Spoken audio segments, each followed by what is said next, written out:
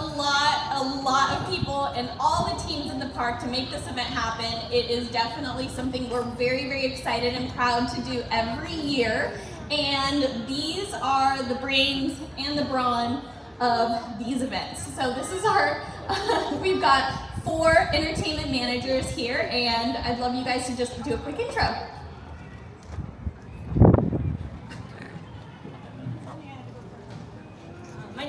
Maria.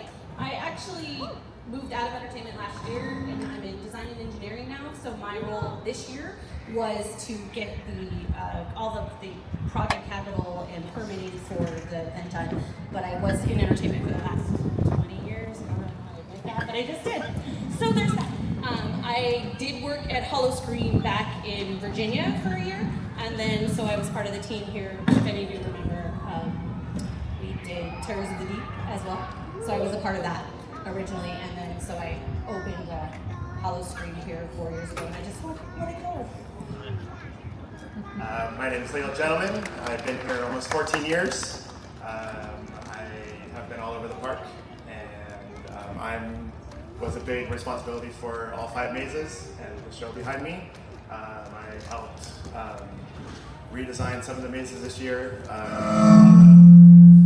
A lot of the bigger props that you see, like an Alien, that was all my doing, and trying to get all that over there and decorated and for you guys to enjoy. So that's it. Sorry, I'm not a big talker in front of people, so sorry.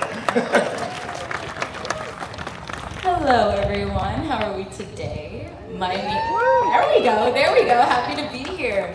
My name is Jordan Mason, and I am on the technical productions team within the entertainment department. And my role alongside Leo is really coming up with these fine-tuned details within the mazes to make sure they're up, ready to go, running with all of these special effects that you're currently seeing. And you'll have the chance to see if you haven't seen them already, as well with working creatively to theme some of the different bio vignettes that you can also see within the park, and coordinating all of the installations of everything involving Howl O Scream. So this is my first year with the event, and I'm looking forward to many more. Thank you. Hello everyone, my name is Alexander Krikis. I'm the producer for Howl O Scream this year. I've been here about 4 years, I've been here for 4 Howl O Screams now, just over 3 years. I started a couple days before the first Howl O Scream opened year 1, and this year one of the big responsibilities I was involved with was updating a lot of the scare zones, as well as the additional vial vignettes, as well as getting the casting and all of the performers ready to scare. Amazing, thank you.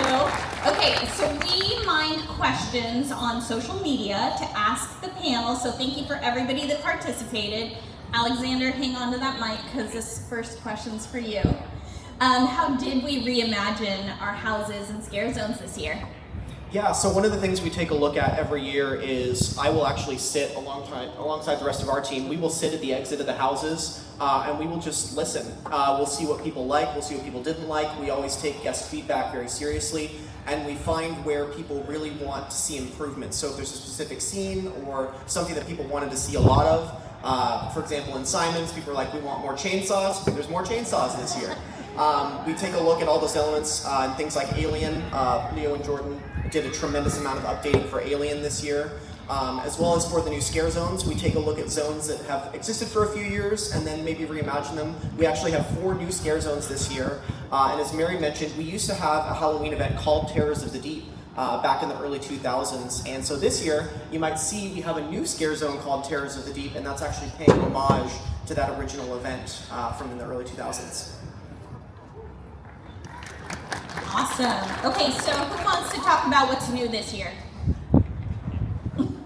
Well, one of the things that I'll say, piggybacking on his first answer, was whenever we're walking around the park, I will see something that's either trash or just been sitting there for a long time, and I'll be like, can I put that in the maze? And then it starts the process of asking 6 million people, hey, can I have that? Can I have that? So that's that. So if you notice, there's a big guard tower out at Alien. That was about 1.5 years of asking questions. There's a couple other filter tanks in the park, or in some of the mazes, that was also going to be trashed, and I asked, hey, can I have that? So there's a lot of that. It's all up here. We think about it. I'll talk to him about it. We'll talk to her, and it's a lot of like, can we use that for something? What can I do to it to make it look something different? So it's just a random thoughts of all day long of what can I use? Always recycle, right? Just reduce, reuse, recycle. Awesome. Okay, so do you guys want to talk about anything in particular that's new this year that you're really excited about? Or did we cover? I would just say Alien. That's the one I'm most proud of. That's the one that has the most new stuff. So Something that I'm extremely excited about, and that I've had the privilege to see a couple times already, is the show and the stage that you see behind us, which is Monster Stomp. It is absolutely an incredible show. I highly recommend you see it if you haven't already. There's so many interactive songs, dance, lights, all of the above. It just has anything and everything that you would want to see on Halloween, and you can sing along to some of the songs too. So the entire production, watching it from all of the dancers learning the choreography, all the way to dress rehearsals, and then finally being able to see the production on stage. It was really a privilege to see. So definitely see if you haven't already. Can you tell us what the background of this or the premise of the show is? Actually, Leo can, because he's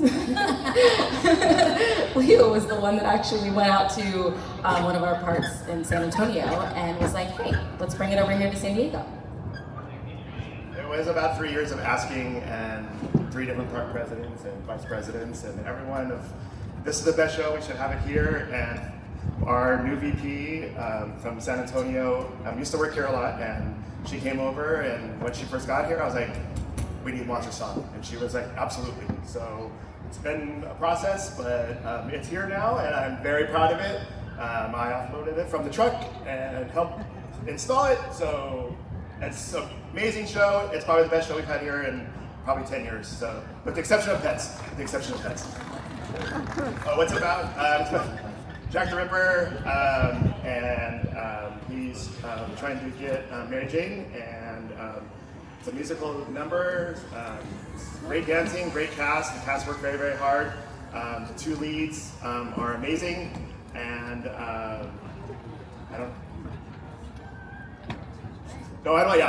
you have to come see it, that's all. Definitely an exciting show that I think just has been a thrill to market. I know that it's been super popular at our other parks, and so everybody's just pumped that it's here. So thank you so much for pushing to get that over, and for Kira too. So it's been awesome. Okay, so next question. What is a Vile vignette? A bad idea I had a couple years ago that became a great idea. So we are always looking at ways to update the guest experience for folks. And one of the things we really found in our first couple years is guests really wanted more to do throughout their night.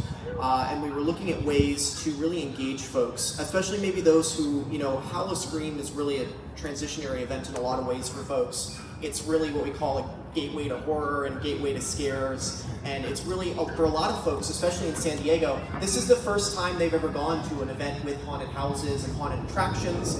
And so we wanted to kind of bridge this gap between, hey, maybe there's people coming that don't really have the ability to, challenge themselves enough to get into those haunted houses yet. We want to give them more to do when they're here in the parks. And the Vile vignettes are these smaller stage character stories that guests can interact with. So these are more interactive characters. I almost call them like scary meet and greets. And they happen throughout the night. You'll encounter a variety of different types of characters. We have Miss Fortune, who is our fortune teller, who only gives you very mildly inconvenient bad luck fortunes. So she uses her malice for good. We have Dark Magic, Mayhem the Magician, who will work with our Ringmaster to basically create some tricks that are quite macabre. We also have new for this year, Fall of Atlantis over at Journey to Atlantis. That follows an Atlantean researcher who is engaged with powers far beyond their comprehension and ends up paying the price. We have returning favorite this year, Call from Beyond, which is a mad scientist B-movie type show, very Young Frankenstein inspired. It's just more sort of madness in Ripper Row, and it also serves as basically almost like a pre-show or kind of an add-on to Monster Stop, where this mad scientist is trying to create a monster to take on Jack the Ripper. But in the process, he ends up kind of ripping off everyone in Ripper Row, and now vigilantes are running loose and they're trying to get him. So he's trying to work with his assistant to create a monster. It's a really fun show. Additionally, this year we have one of my personal favorites, which is the Song of Old Halloween. It features a banjo player inside of our All Hallows Harvest Scare Zone. It's more of, I call it just a vibe piece. It's really about just kind of the vibes it creates for the zones. And then additionally, we also have, I'm forgetting one. Hunter's Oath. That's in our vampire area, Red Moon Revelry, and that follows a vampire hunter, the last of his kind, as he takes on a vampire threat that maybe he can't quite tackle this time. So I really encourage you to interact with all these characters that you see throughout the park. They're really fun little shows. They're stumble upon shows you can see throughout the night, and they're really, really fun, and the performers have a great time with them. So the more you interact with them, the more you're going to get out of it as a guest. Thank you. Okay, so how many of you guys knew that we had speakeasies inside the haunted houses? Yes. So you've stopped. Awesome. So can one of you guys talk to us about the speakeasies? Let us know what houses maybe they'll be in, or a quick tip and trick how they may be able to find it. So, speakeasies are in 3 of the houses: Simon's, Alien, and I'm missing one, and Circus. And in those speakeasies, in order to gain access to them, you will have to go on your social media platform of Instagram and make sure you follow Howl O Scream SD, and every single day we'll be posting the password to enter each of these speakeasies. So it's basically a separate room that you can go into, have a drink, have a little kind of a break from your average maze walk, what that would be like, and experience a little extra room within each maze. Amazing. And how did we come to this idea for the speakeasies and the houses? Once again, looking at a lot of the trends we see in the industry, we really look at ways that we can differentiate ourselves from other folks, and we looked at opportunities to kind of engage more and kind of give things for people and for those repeat visitors. So adding the speakeasies to the houses really encouraged repeat visitation and really encouraged people to spend more time in these creative spaces that we've spent so much time designing. And so it really gives you the opportunity to kind of immerse yourself in the world a little bit longer. And if you look around, there's all kinds of Easter eggs hidden in the mazes, especially in the Bermuda Club. That's a fun one. There's a lot of stuff on the walls you can read, like reports from the folks that are working in this alien research center. So you can find little hidden details and Easter eggs, including references to past attractions such as Wild Arctic. You can see a poster in there for advertising. They're looking for pilots for jet helicopter rides. If anyone knows Wild Arctic, you know what I'm talking about. So there's just all that kind of fun stuff and those fun hidden details that we add in there as well. Great. So I think this next question might be for Leo and Mary, since you guys have been hanging out with us for quite a while. So the people want to know, how do you get involved in something like Howl O Scream? Maybe the entertainment department. How do we start this career? I used to work park ops, and I befriended her and started asking questions about everything and weird things that I would see. And we used to do an event here, Snow World. I don't know if any of you remember Snow World. One of the fun facts was that some of that stuff we rented. I didn't know we had a company that makes snow. We would bring in this guy, and his name was Denny. He was funny as all get up, and Denny could fix a run just by looking at it, be like, hold it 1 second, and just scrape it, and started talking to her and a couple of the other TPSs, and we just became friends, and there was a seasonal position, and went from there. My first part of entertainment, I started helping with the Christmas lights, and just stayed on from there, and went to Wild Days, and everything just, I loved it. I never knew this was my dream job, but this is my dream job, and I love it. and a big part of it is from her, so, you know. So my degree in college is in lighting design and stage management. But even before that, in high school, I did a lot of theater and stuff like that. So I was one of those theater kids. And it's really funny because I started here originally in merchandise because all my siblings were in merchandise. So we were just here. And then I was waiting for my sister because we carpooled that day and she was off a little bit later than me. And I was sitting in the back of her truck and a guy from high school drove by me and he goes, "What are you doing?" And I was like, "Oh, you know, whatever, merchandise, la la la."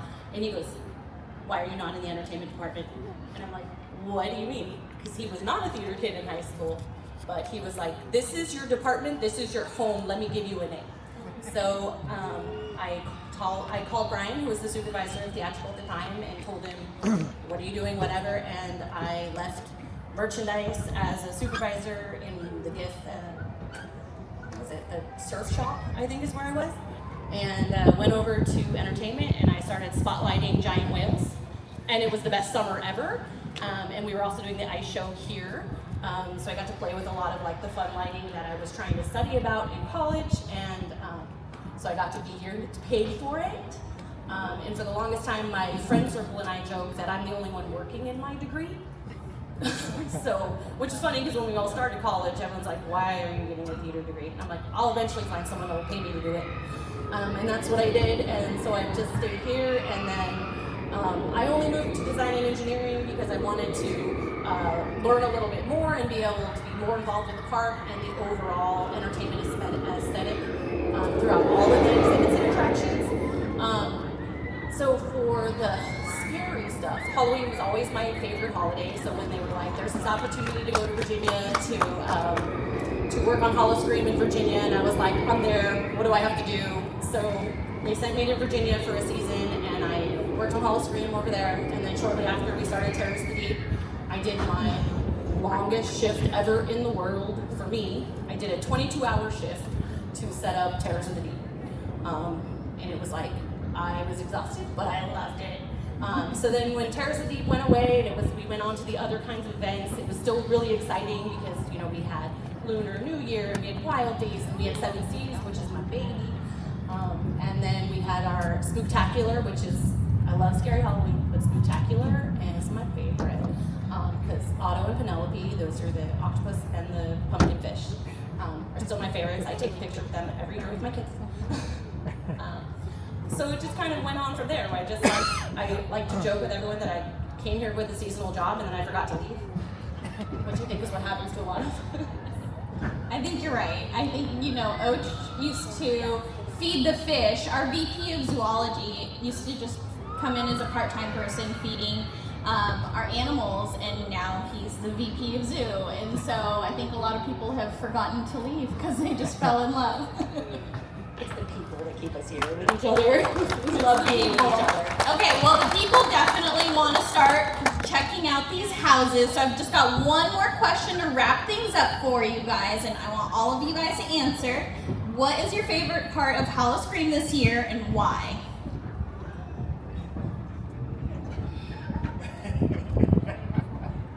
Too many. Okay, so honestly for me, this is the first year that I felt that I have two little girls, that they're old enough to actually go in the houses. So this weekend they actually went in 3 of the 5 houses. They're not ready for Simon's, but they went in the other one and they were really excited to see my name in Bayou. So for me, it's that they're finally old enough to enjoy it. Because I was very sensitive to them being little and wanting them to be little, so they didn't come in previous years.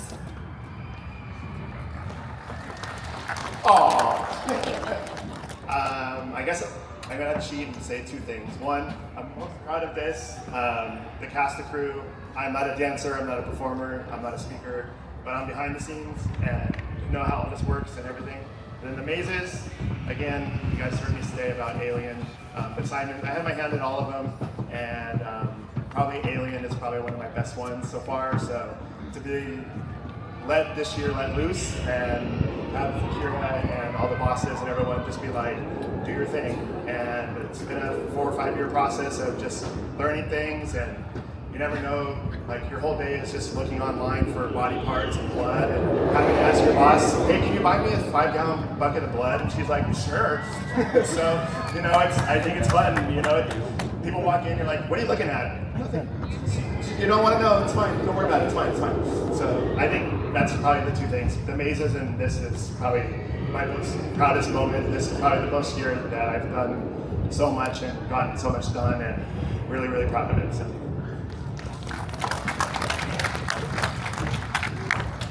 I'm also going to keep the sappy note. I think one of my favorite parts about Howl O Scream is everyone on the stage and the team and the entertainment department in general.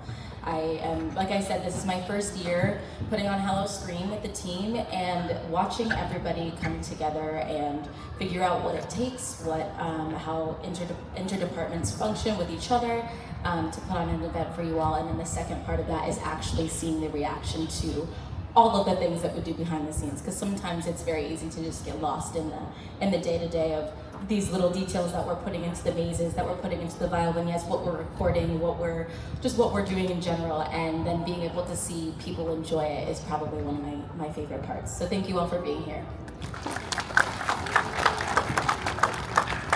I'm going to echo a similar sentiment to Jordan. It's really my favorite part about this event is the people. We've had folks that have been here since year 1, have grown all the way into year 4. I've seen scare actors grow tremendously over that time. I've seen moms and dads who just came in on a whim and suddenly have become some of the best scare actors I've ever known. I've had people who just wandered by, happened to be like, oh, scare actor auditions, and have come in to be some of our strongest performers. I always tell everyone that anyone can be a scare actor. The hardest part, the scariest part about being a scare actor is showing up for that audition. And I also want to thank the people. It takes a small army to run an event like this. Park ops, park quality, zoo, entertainment, marketing, food and beverage. There are so many people, security, medical. There are so many people that it takes to make this event happen, and it really does take an army to put it together, and I'm so thankful for the team that we have here to help us run this every night.